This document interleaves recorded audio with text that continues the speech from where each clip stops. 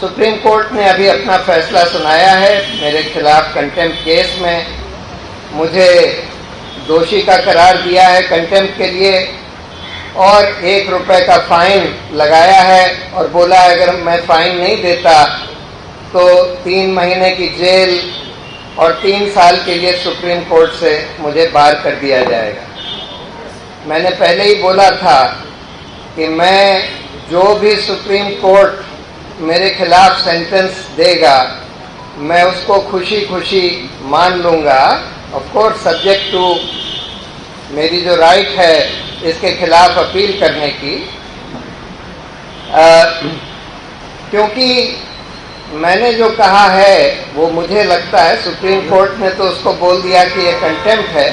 मुझे लगता है कि वो हर नागरिक का सबसे अहम कर्तव्य है। सच बोलना, जहाँ गलत हो रहा है उसके खिलाफ अपनी आवाज़ उठाना, ये हर नागरिक का सबसे बड़ा कर्तव्य है।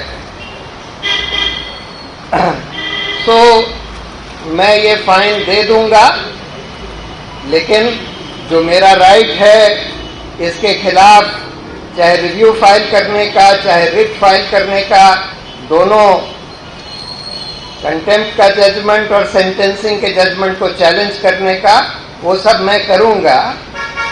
और अगर और भी कोई पनिशमेंट इम्पोज किया होता वो भी मुझे मान्य था। ऑब्वियसली सुप्रीम कोर्ट का फैसला सबको मान्य होता है।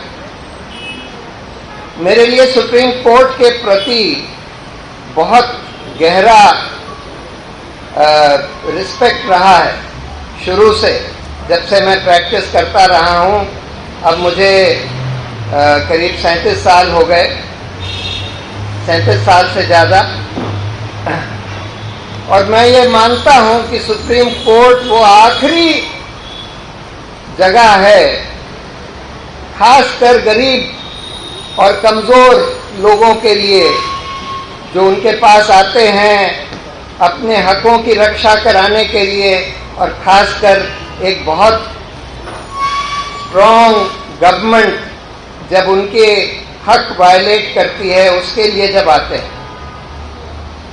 मेरे ट्वीट कोई सुप्रीम कोर्ट या न्यायपालिका को चोट पहुंचाने के लिए नहीं करे गए थे, लेकिन इसलिए करे गए थे कि मुझे लगा कि सुप्रीम कोर्ट हाल में जो इनका बहुत अच्छा रिकॉर्ड रहा है उससे थोड़ा सा फिसल गया।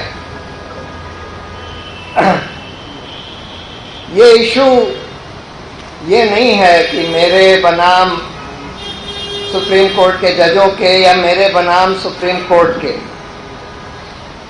सुप्रीम कोर्ट को जीतना चाहिए। सुप्रीम कोर्ट अगर स्ट्रांग होता है और स्वतंत्र होता है तो हर नागरिक इस देश का जीतता है, ये देश जीतता है। अगर सुप्रीम कोर्ट कमजोर होता है तो हर नागरिक के लिए हार। मैं अपनी कृतज्ञता और आभार प्रकट करता हूं इतने सारे लोग जो मेरे लिए, मेरे सपोर्ट में, मेरे संग सॉलिडारिटी में खड़े हो गए, चाहे वो जज रहे हों, पूर्व जज, चाहे वकील रहे हों, चाहे एक्टिविस्ट रहे हों, चाहे आम नागरिक रहे हैं। इतने सारे लोग खड़े हो गए और इससे मुझे बहुत हौसला मिलता है और बहुत उम्मीद की किरण जगती है कि देश में ये अभिव्यक्ति की आज़ादी को इससे मजबूती मिलेगी और न्यायपालिका की जवाबदेही और न्यायपालिका में जो बदलाव की ज़रूरत है, इस कैंपेन को भी शक्ति मिलेगी। सबसे बड़ी बात ये हुई है कि इस केस के कारण बहुत सारे लोग, क्योंकि इन्होंने उसको, लोगों ने इसको एक फ्रीडम ऑफ स्पीच का एक औजार समझा, और बहुत सारे लोग जो अभी हताश होकर बैठे हुए थे वो खड़े हो गए और जो इस देश में जो अन्याय हो रहा है उसके खिलाफ अपनी आवाज़ बुलंद करने लगे। ये बहुत बड़ी बात है और मैं अपना आभार जो मेरी लीगल टीम थी जिसमें बहुत सारे लोगों ने काम किया। मैं सबके प्रति अपना आभार व्यक्त करता हूं और खासकर जो हमारे सीनियर वकील थे राजीव धवन और दुष्यंत दवे के प्रति। और मुझे पूरी उम्मीद है कि सत्य की जय होगी और इस देश में लोकतंत्र और सुदृढ़ होगा और मजबूत होगा। सत्यमेव जयते।